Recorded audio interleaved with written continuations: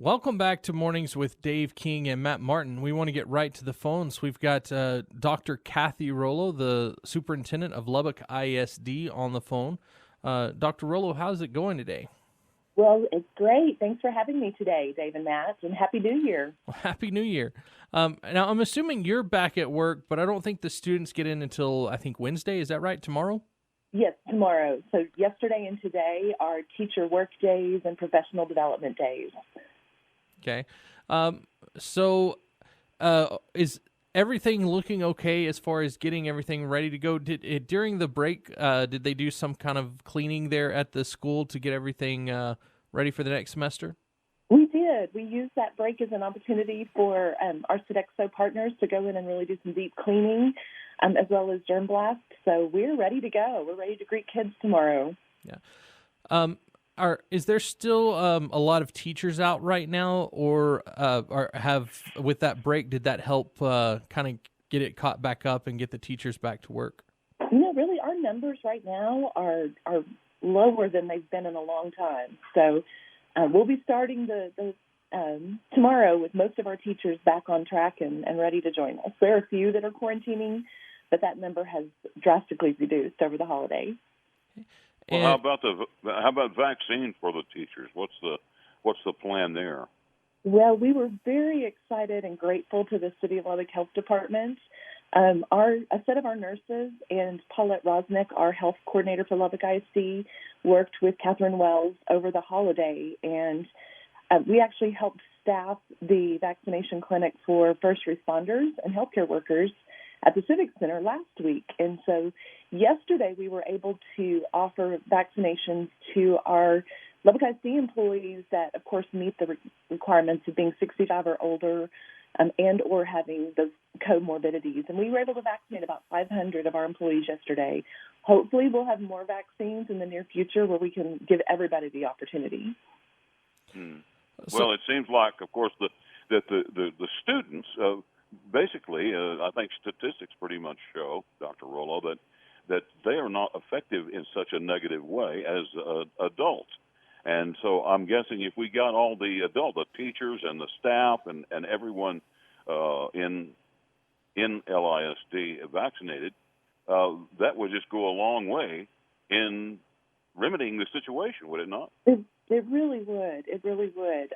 Adults have been struck harder by this virus, obviously, and so getting them vaccinated protects them and also would help reduce the spread. And so we absolutely want to give everybody the opportunity as soon as we possibly can. But we're grateful for what we've been able to do, and hopefully we'll have more in the near future. So, Dr. Rollo, are we still having problems getting enough substitute teachers? Well, I think we'll start this week in a good place, because our number of quarantines are down. But I do anticipate that, that need is absolutely going to continue to grow and be there. So, yes, we do need substitute teachers. Well, let's talk about your face-to-face learning. You've been on with us several times, and that's one of the things that we always talked about since this pandemic has begun. And there's kind of mixed results with that. But how about the numbers of face-to-face and virtual students for the third 9 weeks? Well, actually, we started the school year with about 30% of our students in our virtual school, and over time, we've been able to get more and more of those students back to the face-to-face setting. We have a handful of kids who are thriving in the virtual environment, but for the most part, it is not ideal for the vast majority of kids.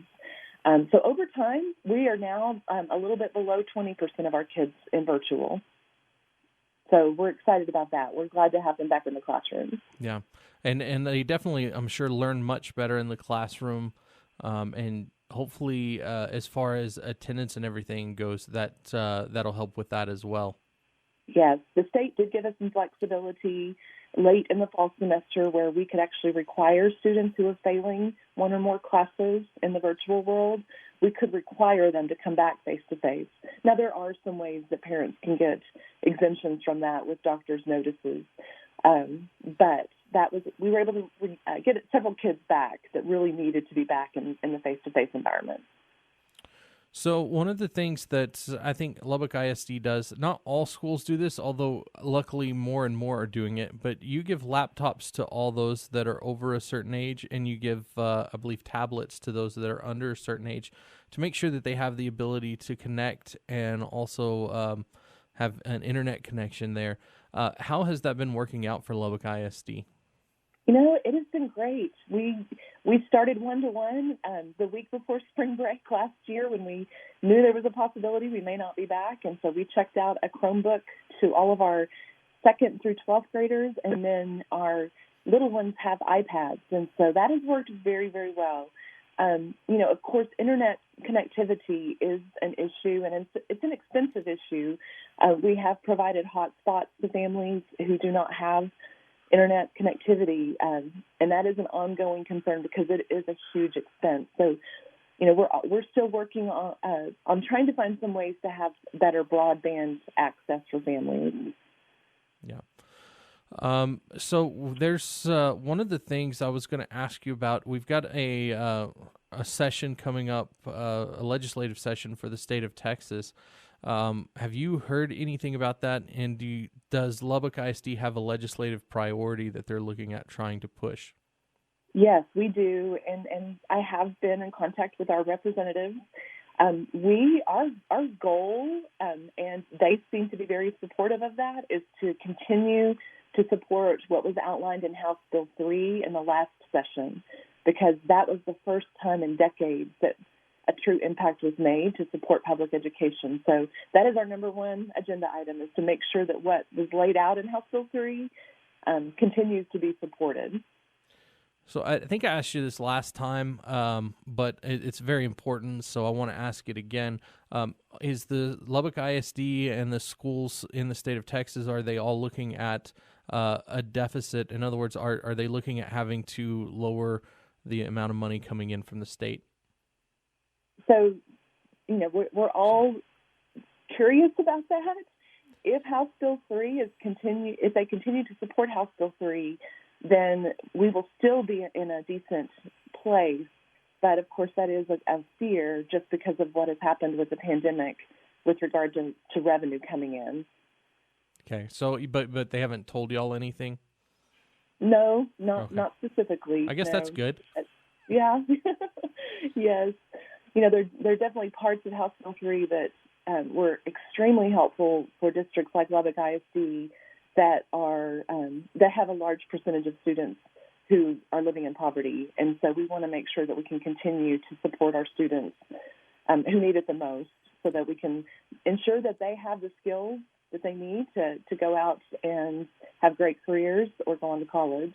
What percentage of students in Lubbock ISD are considered living in poverty? 3 out of 4. We're right at 75%.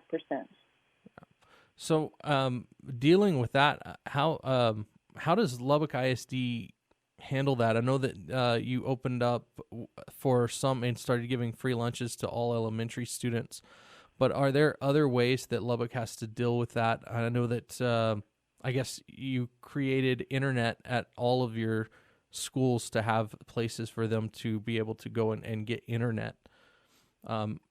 What other, hurdles have there been as far as it being such a high percentage there?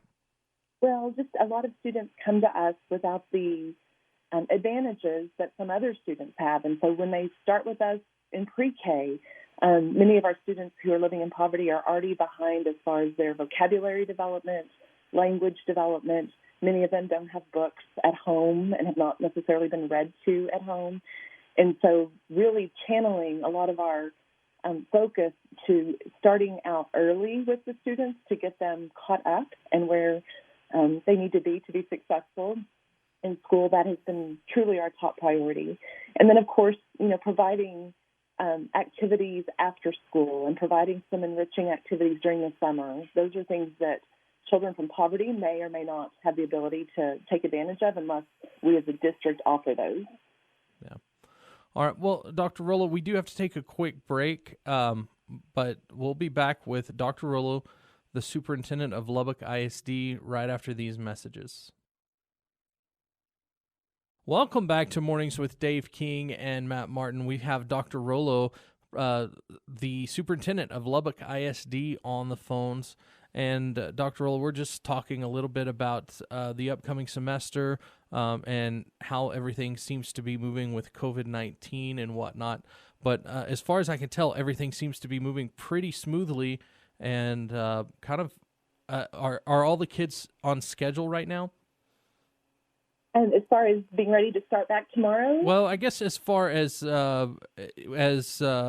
academically, or is because we're having to switch. I know that that with the substitute teacher shortage and everything else, there's been some issues there. Yeah. So I was just wondering if academically, if everything's staying where it's supposed to be, or if kids are getting a little behind. And I know that that's something that's happening across the country with kids being at home, but Yes. in Texas, at least they're in school for the most part. Well, we're very glad that Texas opened schools, and in fact, Lubbock was the largest district that opened school with a face-to-face option for any family that wanted it. And we definitely know that that is the best mode of learning for the vast majority of kids. As far as learning gaps, we absolutely know we have those from the spring, and then some from the fall as well, as kids have experienced trauma or have been in and out of school. We have plans to fill those in. Instead of learning gaps, we've started calling those unfinished learning opportunities. And so we've started working on plans for this summer to find ways to help kids finish some of the learning where they're behind. We've always talked about the summer slide, and I think I've said this on the show before, but this year we definitely have seen a COVID cliff as far as students being a little further behind in their learning. Now, I know those in. A lot of people, they kind of rail against standardized testing, but does standardized testing help the school figure out where those gaps may be for single students as well as whole grades? Absolutely. In fact, Lubbock ISD opted to give the beginning of year assessment that the state authored.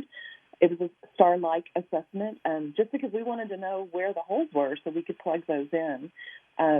So absolutely, that's the most valuable thing that a test can give us is information about individual children so that we can make sure that we're teaching them what they're missing. So one of the big things that we see as far as text messages and, the thing that a lot of people are focused on is the sports. I know that basketball season's coming up and football season kind of is over.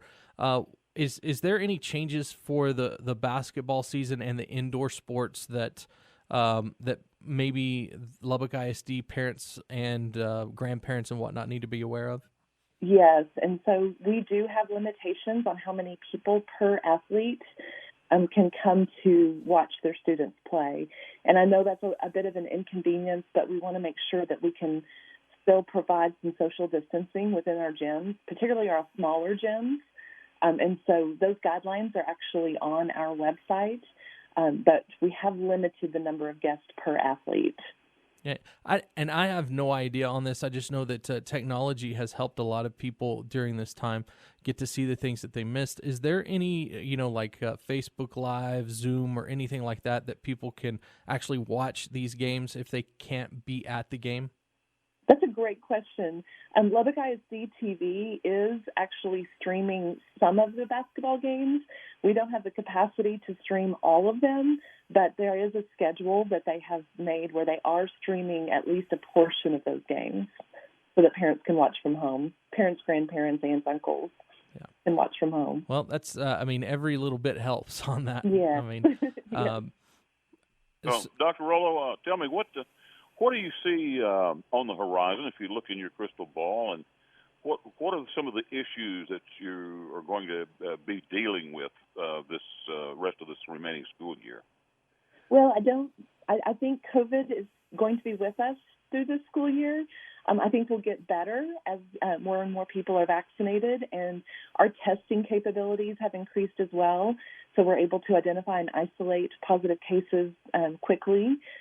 We're testing staff and students at this point, of course, with parent permission. I think that's something we're going to have to continue to deal with throughout the semester. We've decided to move our graduations outside again this year just to be on the safe side. We're doing those again at Plains Capitol Park like we did last year. I think we're still going to be dealing with coronavirus, but at the same time, we must still continue to strive to provide the best education possible. You guys, I know, are huge fans of what we're offering at the Byron Martin Advanced Technology Center and the career opportunities for kids. All of those are still so very, very important, and we have to make sure we're meeting the needs of all of our kids. So juggling those two is going to be a very real thing as we move through the rest of the school year. Okay. Dr. Rollo, thank you so much for coming on again this month, and we'll talk to you again soon and hopefully every single time we'll have better and better news as far as COVID-19 is concerned. Absolutely. Thank you for having me today. All right. Thank you. You have a great day. You too. We will be right back on Mornings with Dave King and Matt Martin on News Talk 95.1 FM, 790 AM, KFYO.